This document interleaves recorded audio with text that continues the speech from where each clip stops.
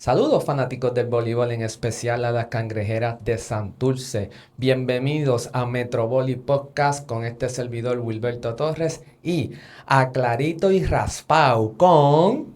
Hola, Pascual Saurín. Y nosotros vamos a estar hablando sobre el desgaste mental.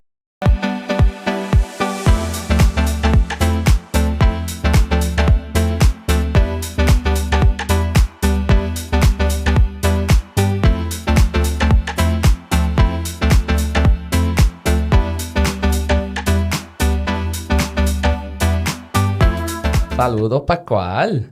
Hola, saludos a todos, a ti y a toda la fanaticada que nos va a seguir, que nos sigue y seguro que nos va a apoyar mucho en este programa. Un gran programa que estamos desarrollando contigo. Clarito y raspado. Antes de comenzar, tenemos que entender y explicarle a la gente por dónde viene el clarito y raspado. El concepto del programa, mi gente, era hablar las cosas en arroz con habichuela. ¿Ok? Entonces, pues Pascual es de España y llegamos a la conclusión, ¿verdad, Pascual? Que clarito y raspado es algo que en España se puede utilizar. Háblame un poquito de eso. Sí, yo creo que es una terminología que, bueno, que podemos entender tanto los boricuas como los españoles, ¿no? Creo que al final es hablar cada las cosas, que todo el mundo entienda los mensajes que desde aquí queremos lanzar.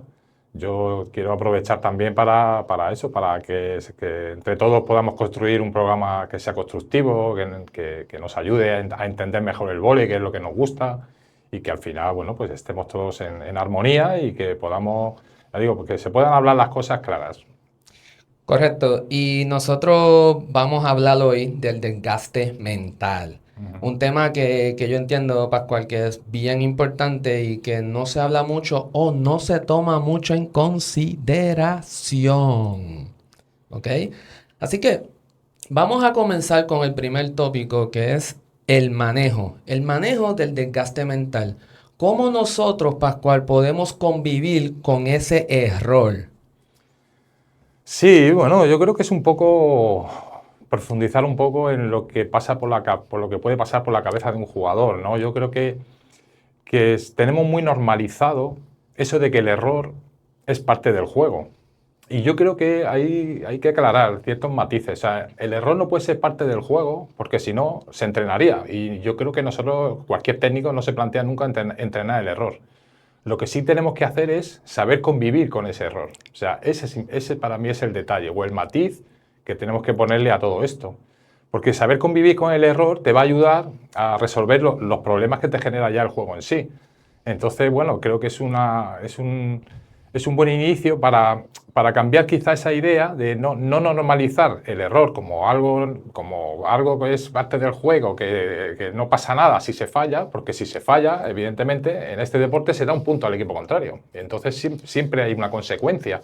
Y nosotros lo que tenemos que saber es que esa consecuencia no se magnifique o no se haga más grande o que no afecte a lo que es el pensamiento en ese momento del jugador o lo que puede estar pasando en ese momento en la cabeza del jugador. Correcto. Y esto es bien interesante. Cuando hablamos cómo convivimos con el error, y tú estás en un punto bien claro y Sí, bien importante, en donde estamos diciendo, primero, tenemos que aceptar que un error no necesariamente es una acción física o algo que tú puedes visualmente, la gente puede percibir. ujú, También está el error del desgaste mental. sí, ¿Ves?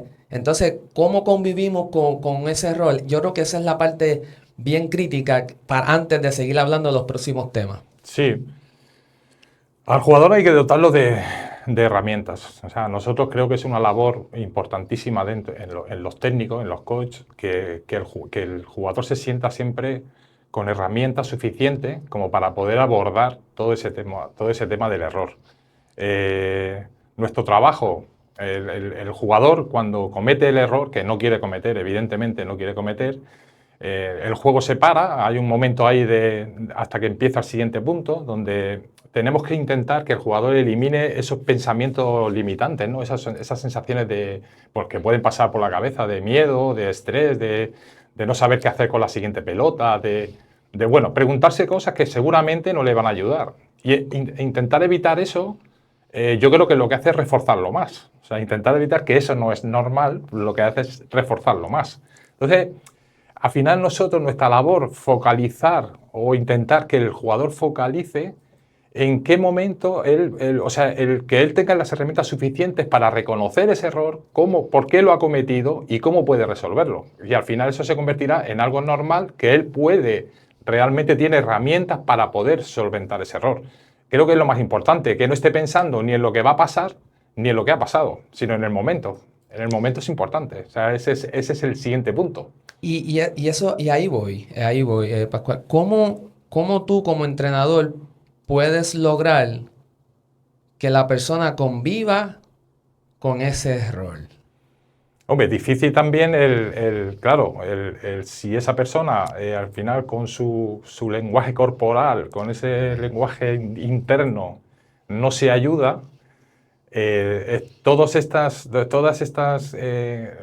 refuerzos que nosotros queremos mantener, que queremos darle al jugador, tampoco le van a llegar. El no pasa nada, tranquila, y viene el siguiente. Claro, eso tiene que gestionarlo el jugador, o sea, eso tiene que saber cómo gestionarlo. Eso es importante porque, claro, el jugador al final es el que tiene que resolver el problema. El entrenador no está ahí para ayudarle a resolverlo, sino simplemente para darle esos estímulos donde se sienta cómodo. El jugador que consigue superar esa etapa, pues bueno, ese jugador seguramente se irá haciendo más experimentado, que es lo que yo creo, que al final la experiencia es lo que te da eso, el saber cómo solventar todo eso. Los jugadores novatos, los jugadores que empiezan, les cuesta mucho más. Un error, porque al final asumimos roles que creo que desde edades tempranas que nos toca asumir sin estar preparados. Cuando un equipo de jóvenes, de repente hay una jugadora que es la máxima anotadora del equipo, porque sí, o sea, no porque sí, porque en ese momento es la máxima anotadora del equipo. Esa jugadora ya está asumiendo un rol que es importante en un final de set, en un campeonato, lo está asumiendo y no sabemos si está preparada o no. Y ahí es que viene la parte del manejo, ¿verdad? Primero, pues mira, tienes un problema de desgaste mental. Tenemos que aprender a convivir con ese error porque es un error que nosotros mismos cometemos por la presión que nos metemos, ¿verdad? Pero ahí que viene la palabra clutch. Ujú. Pascual. Entonces, ahí es donde yo te pregunto a ti, ¿tú crees que el clutch es algo con lo que tú naces como atleta o ese desgaste mental que tú aceptas que tienes por tu calidad de vida, por la presión, por la posición que juegas, es el factor clave para que tú seas un jugador o jugadora de clutch?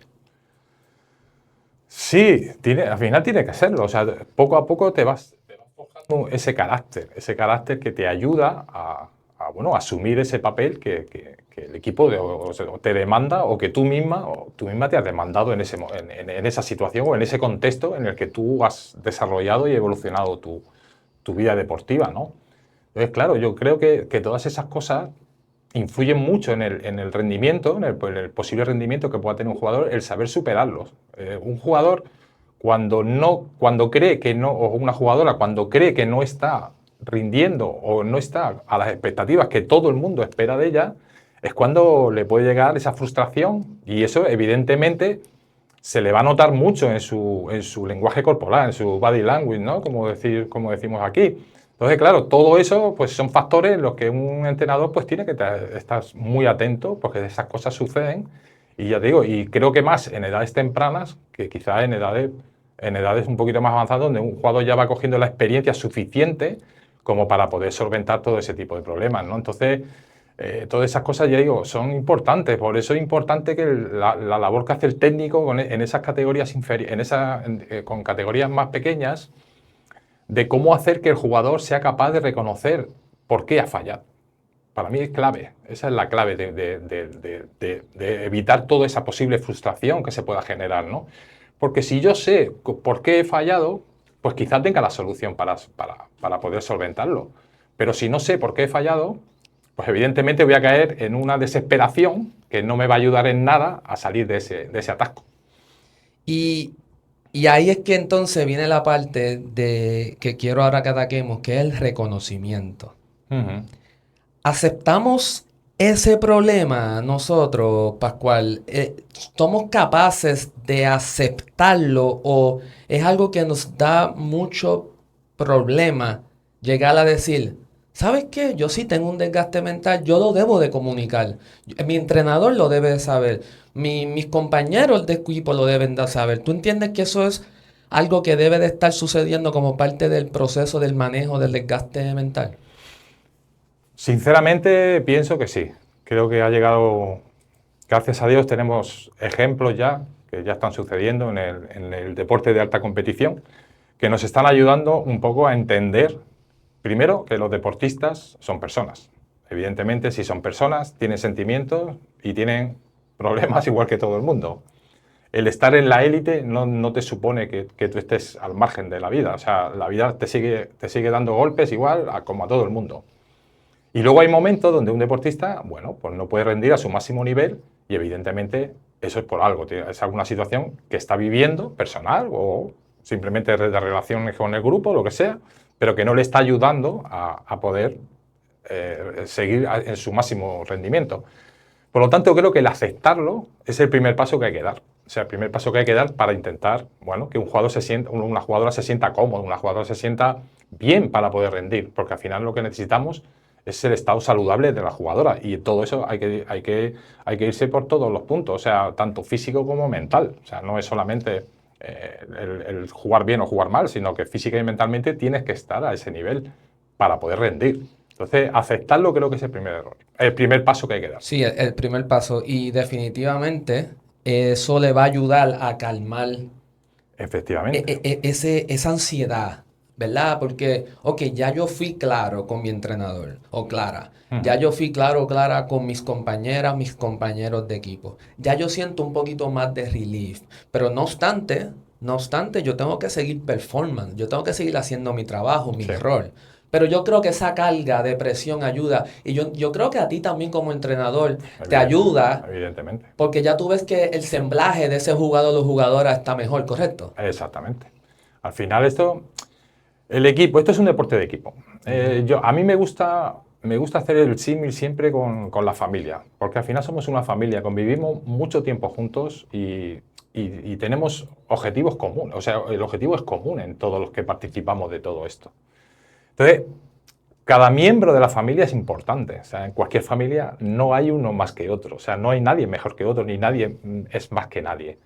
Todos somos iguales y todos nos queremos igual y todos queremos que estemos en las mejores condiciones posibles. Evidentemente, cuando tú tienes una jugadora que sabes que está pasando por un mal momento, simplemente el que ella exteriorice sus sentimientos, pues hombre, a ti como técnico también te hace cambiar un poco la visión. Es decir, esta jugadora necesita ayuda. Y si necesita ayuda, pues todo cambia. O sea, tú te brindas a ayudarla porque la necesitas, igual que a todo el mundo. Necesitas que esa jugadora esté en su mejor condición. Su mejor condición, no cabe otra cosa que ayudarle en todo lo que ella necesite. Y al final esa jugadora se va a sentir bien, o sea, se va a sentir acogida, se va a sentir que todo el mundo la respeta y se va a sentir con esa gana y con esa motivación para seguir intentando ayudar al equipo. No te garantiza una mejora del rendimiento, pero sí estás más tranquila a la hora de trabajar. Por lo tanto, eso al final, tarde o temprano, va a ser positivo. Y entonces a esto que me lleva, Pascual, consecuencias. ¿Cómo esto afecta al jugador, al compañero? ¿Cómo lo afecta al entrenador, a su familia directa?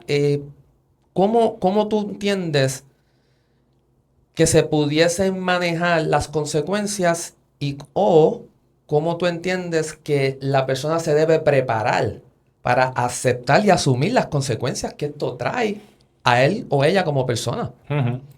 Consecuencias, evidentemente, las tiene y eso se nota claramente, se ve sobre todo en el lenguaje corporal. Al final, una jugadora que está pasando por un mal momento no se va a expresar igual y ya te digo, sus pensamientos nunca van a ser del todo positivos.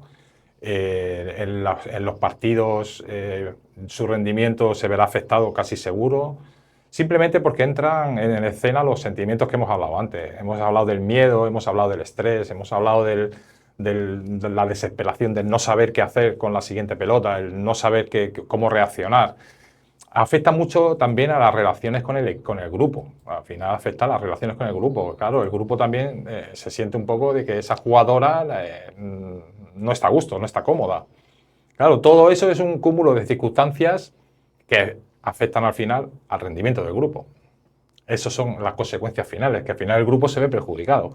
Por una o por otra, pero se ve perjudicado. Entonces, lo que no buscamos y lo que queremos siempre los técnicos es intentar evitar eso. O sea, intentar que el grupo poco a poco se vaya difuminando. Nosotros lo que buscamos es la unión. Nosotros buscamos que el grupo sea fuerte mentalmente. Por eso es necesario que todo el mundo se ayude. Por eso es necesario que todos participemos de las alegrías y de las tristezas, de los problemas que pueden ir sucediendo. Porque yo creo siempre que es mejor que entre todos podamos solucionar eso que no individualmente. A mí nunca me vas a oír hablar de individuales, de jugadoras individualidades, de qué bien juega esta, qué bien juega la otra. No, no, es que el que juega bien es el equipo, no es una jugadora. Cada jugadora tiene su rol. Ese rol es importante dentro del grupo, claro que sí, pero es que hay otros roles que también son importantes. Sí. Y si no están, ese rendimiento se ve afectado. Entonces, claro, esas son las cosas que tenemos que intentar evitar y lo que queremos es eso, que haya ese pensamiento único, esa fluidez dentro del grupo, donde todo el mundo podamos manifestar nuestros problemas o nuestras cosas, pero que seamos todos los que participemos de todo eso. Y eso... Esto de las consecuencias es un tema bien profundo, porque no solamente te trae la consecuencia en el performance, en el rendimiento en la cancha, pero la palabra frustración. A mí, sí. ¿Me entiendes? Esa palabra de la comunicación, tal vez las compañeras o compañeros quieren tratar de manejar esa comunicación hacia ti, pero como te ven frustrado, ni te quieren hablar. Ay, déjala o déjalo, que no hay quien le hable. Yo entiendo que eso es un factor que se debe de hablar como parte de la confección de un equipo. ¿Qué tú piensas? Por eso te he dicho que creo que el lenguaje corporal es importantísimo. En todo esto se detecta rápido. Esa jugadora que pasa por problemas, o incluso el mismo entrenador que pasa por problemas, de repente se ve aislado, se ve solitario, porque no habla, porque evidentemente si estás mal no te apetece mucho expresar alegría o simplemente comunicarte o ser tú mismo, ¿no? Creo que estás más intentando resolver tus problemas individualmente y claro, eso te lleva a un aislamiento que se nota muchísimo dentro de un grupo. Evidentemente en un grupo, bueno, pues podemos pasar por momentos buenos, malos, pero normalmente hay una fluidez, hay una armonía dentro del grupo, de trabajo, de todo, y hay sonrisas, y bueno, y se pasarán mal ciertos momentos, pero normalmente todo va así. En el momento que ves que una jugadora se va de todo eso, ahí hay un problema. Eso es un problema grave, o sea, es un problema que tienes que abordar sí o sí, porque esa jugadora está sola, se siente sola. No es que quiera estar sola, que se siente sola. Y cree que no tiene ayuda o no tiene apoyo suficiente como para poder solventar esos problemas, ¿no? Sí, eso es bien difícil. Porque primero que no todo ser humano es igual. Y no todo el mundo pasa por las mismas situaciones personales. O antes de un juego, antes de una práctica, después de un juego. You name it, ¿verdad? Pero definitivamente es un factor que puede tener a un equipo aquí y lo puede tumbar de la noche a la mañana en un set, en un partido. Y entonces esta mentalidad de que cada punto cuenta es un factor que es bien difícil después de recuperar. Y así es como yo lo pienso. ¿Qué tú piensas de esa parte? Pues sí, porque por eso digo que si nos apoyamos en el grupo, o sea, el grupo es el que nos va a hacer fuertes. El no tener la responsabilidad individual de que tengas que ser tú el que gane o pierda los partidos, sino que estás apoyado dentro de todo esto, tienes el apoyo del grupo, es decir, que si cometes el error o no haces el punto, no te preocupes, porque tienes la confianza del grupo para poder tirarle a esa última pelota, para poder, no sé, ese último balón que quema mucho, porque al final son los balones que definen, ¿no? Pues claro, ahí necesitas el apoyo del grupo. Y cuando tú sientas eso, cuando tú sientes que el grupo está detrás de ti, ese último balón no te quema. No te quema porque sabes que es un balón igual que otro cualquiera. Por eso hablamos tanto de la confianza, ¿no? La confianza es fundamental en todo esto, en todo el deporte, ¿no? No solamente es en el deporte. Pero claro, es que la confianza se construye. La confianza no se compra, la confianza no se receta, la confianza se construye Sí. desde el trabajo. La confianza es llegar es desde lo técnico, desde lo táctico, o sea, herramientas suficientes como para que cuando salte a la cancha yo esté tranquilo de que sé que voy a hacerlo bien, o sea, no tengo ninguna duda sobre mí. ¿Que voy a fallar un balón? Evidentemente voy a fallar un balón, pero yo sé que mi equipo está conmigo, me está respaldando, yo sé que ese balón no me afecta en nada. Luego se puede ganar o se puede perder, pero eso ya serán otros análisis. Pero yo la confianza no la pierdo. Eso es lo importante, para no llegar a la frustración. Porque ahí es donde ya estamos en el fondo. O sea, ahí estamos para mí ya estamos en el fondo, cuando llegamos a la frustración, el no sé qué hacer. Claro, no sé qué hacer es un momento ya muy crítico, donde todo se te ha nublado y donde ya no tienes una luz al final del túnel. Sí, Y eso es importante, sí. ver siempre la luz. Pascual, hemos hablado de jugadores y jugadoras y tú diste un tópico bien importante ahí. La frustración llega, ya tú estás en caída. Ujú. Pero, ¿qué pasa con el entrenador? Uf. ¿Quién está pendiente a esa figura? ¿Quién es la persona, Pascual, que va a velar en este caso por ti? Porque tú también tienes desgaste mental.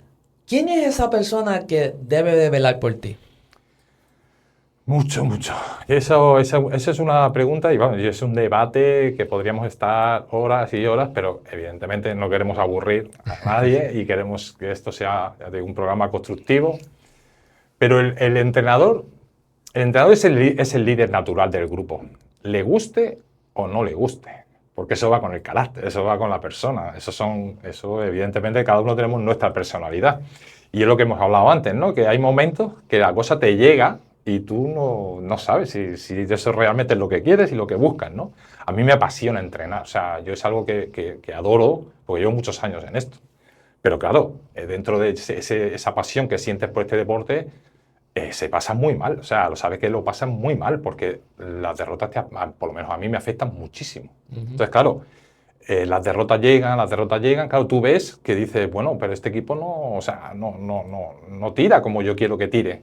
Por eso, al ser líder, pues tienes que mantener una motivación. O sea, eso es importante. Porque yo creo que un entrenador motivado siempre transmite. Un entrenador que no está motivado, el grupo lo va a captar enseguida. Porque, en principio, estás dando un mensaje de no creer en el grupo. O sea, y creo que eso es clave y fundamental para que un equipo tire para arriba, es ver al entrenador que está hipermotivado. O sea, el entrenador quiere lo máximo. Pero claro, aquí en esto es ¿quién motiva al entrenador? Sí, Esos momentos de soledad, esos momentos donde, lo que hemos hablado antes de la jugadora, ¿no? Donde tú te sientes solo, donde tú dices por dónde tiro, cuál es el camino correcto, qué hago para que este grupo crea en el mensaje que yo le estoy dando. O sea, esas cosas son las que un entrenador tiene que saber ir gestionando poco a poco, porque eso te llega con la edad, eso no te va a llegar porque acabas de empezar y tengas muchísimas ganas de entrenar. Eso no te va a llegar por ahí. Te va a llegar con la edad, aprendiendo de muchas situaciones. y ahí es donde viene la parte del manejo, ¿ves? Estuvimos al principio del programa hablando del manejo de la jugadora, el jugador, del atleta. Ujú. Atleta, esa es la parte importante, ¿ves? Que el manejador también necesita ese apoyo, que no debe de... Ya tú como entrenador te estás drenando en cómo vas el juego. Si vas ganando, vas perdiendo. Como tú dices, no ejecuta, no ejecuta. Entonces, si el jugador para colmo también no maneja su estrés, no maneja su desgaste mental por la presión que está teniendo en el juego, ya es doble trabajo que tú tienes en la línea. La estrategia, qué tengo que hacer, qué jugadora voy a cambiar, cuándo hago tiempo, el árbitro y también para colmo manejar la frustración de un jugador. Eso es el factor más difícil que se te ha hecho a ti en tu carrera. Seguro. O sea, no tengo duda ninguna. Porque al final, el entrenador lo que busca es el control, ¿vale? tener el control del grupo, el tener el control del equipo y manejar todas las situaciones donde él cree que puede intervenir y cree que puede solucionar. Yo con la edad me he dado, vamos, yo ya digo, ya llevo muchos años en esto, yo me he dado cuenta que eso es imposible. Ese control que nosotros queremos y buscamos es muy difícil. Por lo tanto, esto, lo mejor es delegar. O sea, aquí cada uno tiene sus responsabilidades y las tenemos tenemos que asumirlas y cumplirlas. Mi trabajo es el que es y yo me equivocaré y aceptaré. Las jugadoras tienen su trabajo y es el que es. Podrán equivocarse o aceptarán. Ahí está mi gestión de te cambio, no te cambio, te dejo, no te dejo. Esos son los detalles de ahí, ¿no? Pero creo que es importante que veamos que las cosas que yo puedo controlar y que realmente están bajo mi control, en esas sí puedo actuar. Pero en las que no están bajo mi control, sentimientos, pues esas cosas tenemos que solucionar entre todos. O sea, no es algo que yo tenga que cargarme yo de esa responsabilidad. Porque al final, si estamos en un equipo profesional, pues sabemos lo que tenemos que hacer y sabemos por qué hemos venido aquí y sabemos para qué hemos venido aquí. Entonces, cada uno tiene sus responsabilidades. Y esas son las que tenemos que aceptar simplemente para que haya una mejor convivencia. Un entrenador que quiere tener todo el control se va a convertir en entrenador autoritario. Cuando te conviertes en entrenador autoritario, hay poco margen para el diálogo, para la comunicación, para esa fluidez donde nos podemos sentir cómodos expresando lo que sentimos. Entonces, claro, yo no sé si esa es la mejor versión. Y yo lo digo porque yo siempre voy a hablar desde mi experiencia personal. Evidentemente, yo no tengo la razón de nada, ni tengo la verdad absoluta. Pero yo sí que he actuado en varias etapas de mi vida por distintos procesos. Y yo sé lo que es un entrenador autoritario porque lo he sido. Por lo tanto, ahí dices, es que esto no es lo que yo quiero. ¿Por qué? Pues porque el grupo no responde. O sea, el grupo no habla, el grupo no tiene nada que decir. Eso no es bueno. Eso para mí no es bueno. El grupo siempre tiene algo que decir y hay que escuchar el grupo. Por lo tanto, digo, es un poco trabajar con... Ahí es donde te puedes sentir un poco arropado. De la otra manera te vas a sentir solo. Para ti, ¿el desgaste mental es mayor en un juego que está bien riñido? Vamos a hablar 5-0, un equipo fogoso, una serie final, o más la preparación para ese partido? El tú sentarte a crear la práctica, identificar cuáles van a ser mis estrategias. Si pasa esto, esta es la jugadora, el jugador. Este va a ser mi plan de servicio. ¿Qué para ti es el peor desgaste mental? Yo para mí creo que está en la preparación. El desgaste para mí está en la preparación, porque es algo que tú estás preparando para. A mí me gusta disfrutar el juego. Cuando yo digo disfrutar el juego, es decir, bueno, aquí ya hay pocas decisiones que tomar. Hay que tomar decisiones, pero ya vienen preparadas. No son decisiones que de repente puede haber alguna, vamos a hacer esto. Esas son improvisaciones que te salen bien o te salen mal, pero que hay que hacerlas también. No todo está planificado y metodológicamente para que suceda. No, las cosas pueden suceder o no, eso nunca se sabe. Pero a mí sí que es verdad que la preparación del partido me desgasta mucho. Me desgasta mucho porque es que paso 2 días ahí como que no hay nada más, solo está eso. Y ahí eso es donde también yo tengo que aprender a gestionarlo. Porque viniendo a Puerto Rico, evidentemente, porque yo vengo de otra cultura donde tenía 7 días para preparar un partido y eso me daba mucho tiempo para ir más tranquilo. Aquí en Puerto Rico no tengo tiempo. Entonces me di cuenta el año pasado que era una de las cosas que yo tenía que mejorar. Porque si no, no llegas a final de temporada. O sea, yo con mi mentalidad, yo no podía llegar, no llegaba a final de temporada porque cada partido es un desgaste mental, o sea, impresionante para mí. Yo siempre digo que hablo desde la experiencia personal. Creo que hay que gestionar eso mucho mejor y disfrutar del juego. A mí me gusta disfrutar del juego, de lo que hemos preparado, se está haciendo, no se está haciendo. Por eso también te ayuda mucho en los tiempos muertos. En los tiempos muertos tienes que hablar de cosas que has estado preparando para ese partido. O sea, no de errores o de cuando se cometen 10 errores de saque, pues dices, hombre, en esto tenemos que mejorarlo. Pero yo siempre lo enfoco a situaciones de acordaros que hicimos esto pensando en esto, acordamos que si esto era así, salían por allí, o sea, cosas que ya el jugador interioriza rápido. porque lo hemos hecho en la práctica. Entonces, claro, eso a mí es lo que digo, es lo que me desgasta, porque es donde siento que no me puedo equivocar. Sí, exacto. Claro, y eso es difícil, no Eso es poder difícil. equivocarte contra un rival que tiene unas variantes, pues seguramente igual que tú, pues dice, me puedo equivocar. Y eso es interesante lo que acabas de mencionar, porque yo estoy seguro que si yo le hago esta pregunta a 10 entrenadores, no todo el mundo va a decir que es el entrenamiento. Porque yo veo muchos entrenadores que son entrenadores que van a la práctica, van relajados, hicieron las prácticas, pero en el juego es que está la euforia, en el Sí. juego es que, o sea, me sigues por donde voy. Sí, sí. Así que cada persona definitivamente es diferente, pero el mensaje aquí claro es manejo, Ujú, reconocimiento, ujú. entender las consecuencias. Y mi gente, hay que velar por el entrenador. Oye, De vez en cuando hay que darle cariño al entrenador. De vez en claro. cuando, no digo siempre, de vez en cuando. Claro. Así que mi gente, esto fue clarito y raspado con Wilberto Torres y con... Pascual Saurín. Chao, amigos.